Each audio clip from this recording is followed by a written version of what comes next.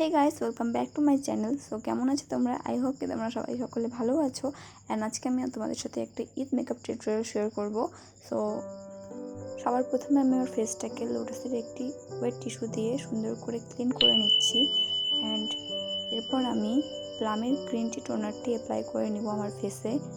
টোনারটি apply করার 5-6 second পর আমি আমার মুখের মধ্যে ময়শ্চারাইজার অ্যাপ্লাই করে নিব। আমি পন্ডস সুপার লাইট জেল ময়শ্চারাইজারটি অ্যাপ্লাই করছি। ময়শ্চারাইজার অ্যাপ্লাই করার 5-6 সেকেন্ড পরে আমি আমার ফেসে প্রাইমারটি অ্যাপ্লাই করব। আমি এখানে কালার বাটে পারফেক্ট ম্যাচ প্রাইমারটি ব্যবহার করেছি। মেকআপের আগে প্রাইমার ব্যবহার করা খুব জরুরি, কারণ আমাদের মুখের ছোট ছোট পোর্সগুলো ঢেকে দেয় এবং বেসটা খুব স্মুথ দেখায় এবং ফাউন্ডেশনকে লং লাস্টিং করতে সাহায্য করে।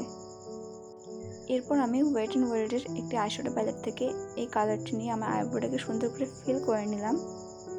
ফিটমি ফাউন্ডেশনের একটি লাইট শেড আমি কনসিলার হিসেবে ব্যবহার করেছি। তোমাদের কাছে যদি কোনো এরকম লাইট শেড থাকে তাহলে তোমরা কনসিলার হিসেবে সেটা ইউজ করতে পারো।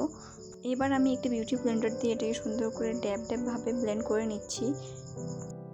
তারপর আমি ল্যাকমের একটি 92.5 কম্প্যাক্ট পাউডার দিয়ে এটা সেট করে নিলাম সুন্দর করে। তারপর আমি ওয়েট অ্যান্ড ওয়াইল্ডের এই আইশ্যাডো প্যালেটটা দিয়ে আমি আমার আই মেকআপটা করে নেব। এখানে আমি যতগুলো প্রোডাক্ট ব্যবহার করেছি সব প্রোডাক্টের লিঙ্ক আমি ডিসক্রিপশন বক্সে দিয়ে দিব, তোমরা চেক করে নিও। এরপর আমি একটি ব্লু কালারের শিমার শেড নিয়ে আঙুলের সাহায্যে এটা চোখে অ্যাপ্লাই করে নিলাম। তারপর আমি সেটাকে সুন্দর করে ব্লেন্ড করে নিচ্ছি একটি ব্লেন্ডিং ব্রাশ দিয়ে। এখানে আমি ল্যাকমের এই আইলাইনারটি ব্যবহার করছি। এই আইলাইনারটি খুবই অ্যাফোর্ডেবল প্রাইসে যে কোনো কসমেটিক শপে তোমরা পেয়ে যাবা। এরপর আমি মেবলিনের নিউ ল্যাশ সেন্সানাল ওয়াটারপ্রুফ মাস্কারাটি অ্যাপ্লাই করে নিচ্ছি। এটি একটি ওয়াটারপ্রুফ মাস্কারা। এরপর আমি মেবলিনের দুটো dark and light shade mix করে আমার শেডের বানিয়ে নিয়েছি এবং সুন্দর করে আমার ফেসটাতে ডট ডটভাবে অ্যাপ্লাই করে নিলাম। তারপরে আমি একটি বিউটি ব্লেন্ডার দিয়ে ড্যাব ড্যাব মোশনে ব্লেন্ড করে নিচ্ছি। ফাউন্ডেশন কখনো ঘষে দেওয়ার চেষ্টা করবে না, তাহলে মেকআপটা পরে কেকই লাগবে দেখতে এবং খুব বাজে লাগবে দেখতে। ফাউন্ডেশনগুলো মনে হবে ফেসের উপরে উঠে উঠে আসছে। সো তারপরে আমি একটি মেবলিনের as and light shade concealer দিয়ে আমার ফেসের হাই পয়েন্টগুলোকে কনসিল করে নিলাম। তারপরে আমি এটাকে বিউটি ব্লেন্ডার দিয়ে সুন্দর করে ব্লেন্ড করে নিব।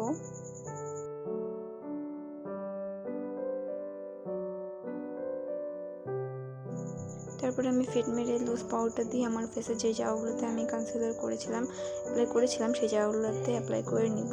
তারপরে আমি মেবলিন নিউ ইয়র্কের এই কাজলটি অ্যাপ্লাই করে নিলাম আমার চোখের ওয়াটার লাইনে।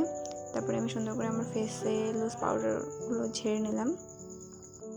সুগার কসমেটিকের এই প্যালেটটা থেকে আমি আমার ফেসে ব্লাশ অ্যাপ্লাই করে নিচ্ছি আমার চিকবোনগুলোতে।